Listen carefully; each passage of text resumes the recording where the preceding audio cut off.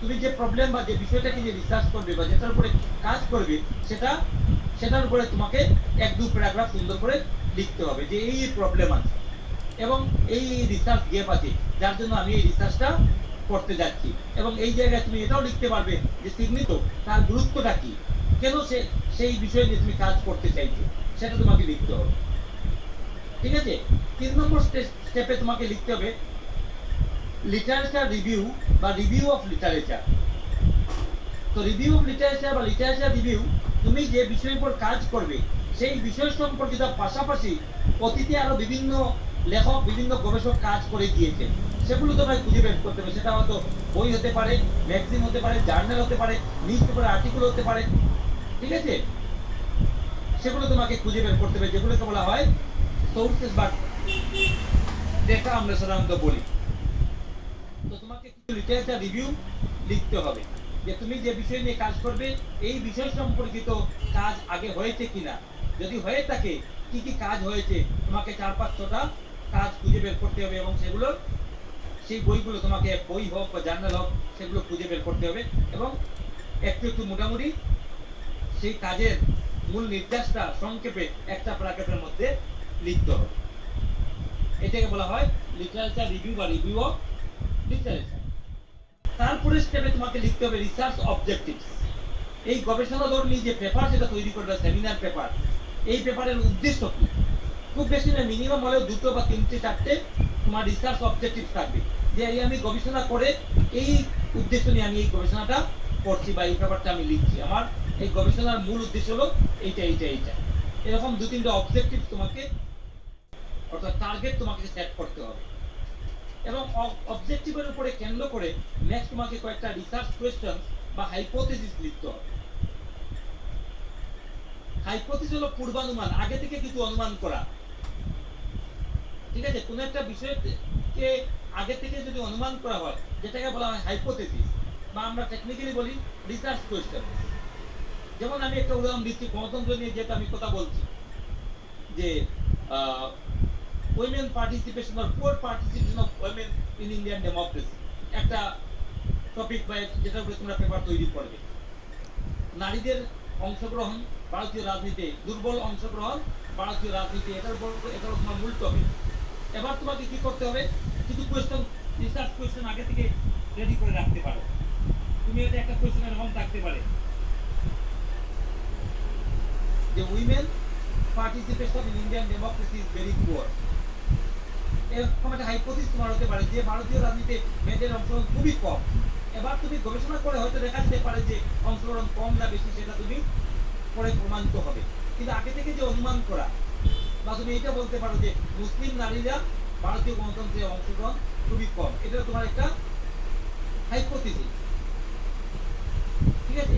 তোমার আরেকটা হাইপোথিসিস হতে পারে যে কাস্ট ডিসক্রিমিনেশন বা জেন্ডার ডিসক্রিমিনেশন একটা কারণ যার জন্য নারীরা রাজনীতি অংশগ্রহণ করতে পারে। তখন তুমি একটা কোয়েশ্চেন তৈরি করতে পারো, does caste hinder the active participation of women in Indian democracy, এইটাও তোমার রিসার্চ কোয়েশ্চন যে কাস্ট বা জেন্ডার ডিসক্রিমিনেশন নারীকে রাজনীতি, ভারতীয় রাজনীতি অংশগ্রহণের ক্ষেত্রে একটা অন্তরায় হিসেবে কাজ করে।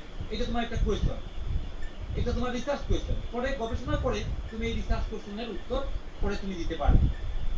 এবার তোমার রিসার্চ কোয়েশ্চন কয়েকটা ঠিক করবে, রিসার্চ অবজেক্টিভ ঠিক করবে, এবার রিসার্চ মেথোডোলজি। প্রত্যেকটা রিসার্চের কিছু পদ্ধতি আছে, সেই পদ্ধতির মধ্যে তোমাকে লিখতে হবে তুমি কিভাবে ডেটা কালেকশন করবে, তোমার প্রাইমারি সোর্স অফ ডেটা কি হবে, সেকেন্ডারি সোর্স অফ ডেটা কি হবে। ডেটা 2 ধরনের কালেকশন হয়। একটা প্রাইমারি সোর্স হলো তুমি একটা ফিল্ডে গিয়ে যে ডেটাগুলো কালেকশন করা, নিজে সরাসরি ডেটা কালেকশন করার নাম হলো প্রাইমারি সোর্স। আর সেকেন্ডারি সোর্স হলো তুমি বই থেকে কিছু তথ্য সংগ্রহ করেছো, জার্নাল থেকে, নিউজ পেপার থেকে, ম্যাগাজিন থেকে, বিভিন্ন সোর্স থেকে, সেগুলো হলো সেকেন্ডারি সোর্স। তাহলে আমরা 2 ধরনের ডেটা সোর্স আছে, সেগুলো তোমার রিসার্চ মেথোডোলজি যে প্যারাগ্রাফ লিখবে সেটার মধ্যে তোমাকে তুলে ধরতে হবে এই গবেষণাধর্মী পেপারটা তৈরি করার ক্ষেত্রে তুমি কি কি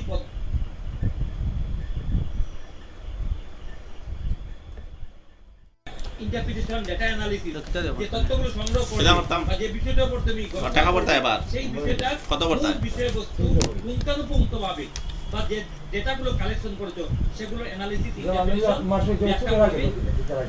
এরপরে এবং লাস্ট এই যেটা থাকবে, কতদিন গেছে? এটার মধ্যে তোমাকে লিখতে হবে কতদিন গেছে? থাকবে, ফাইন্ডিংস থাকবে এবং সাজেশন থাকবে। কতদিন গেছে? এই গবেষণা করে কি কি তুমি ফাইন্ডিংস পেলে, ফাইন্ডিংস অফ দ্য রিসার্চ, আমি গবেষণা করে এই ফাইন্ডিং, আমার উত্তর বেরিয়েছে, যেগুলোকে আমরা টেকনিক্যালি বলি রিসার্চ ফাইন্ডিংস। তাহলে তোমাকে কিছু রিসার্চ ফাইন্ডিংস লিখতে হবে এবং সবার শেষে সাজেশন, তোমাকে কিছু কনক্লুশন দিতে হবে এবং ক্লাস চলে ফিউচার রিসার্চারের জন্য কিছু সাজেশন তুমি দিতে পারো যে এইরকম করলে আরো ভালো হবে, এবং কিছু তোমাকে সাজেশন তুমি দিতে পারবে। এবং লাস্ট সর্বশেষে তোমাকে কিছু রেফারেন্স বা বিবলিওগ্রাফি ব্যবহার করতে হবে। টেকনিক্যালি রেফারেন্স এবং বিবলিওগ্রাফি কিছু ডিফারেন্স আছে, সেগুলো লম্বা সময়ে আমরা বলবো। তাহলে তোমরা মোটামুটি রেফারেন্স বা বিবলিওগ্রাফি যে কোনো একটা ইউজ করতে পারবে।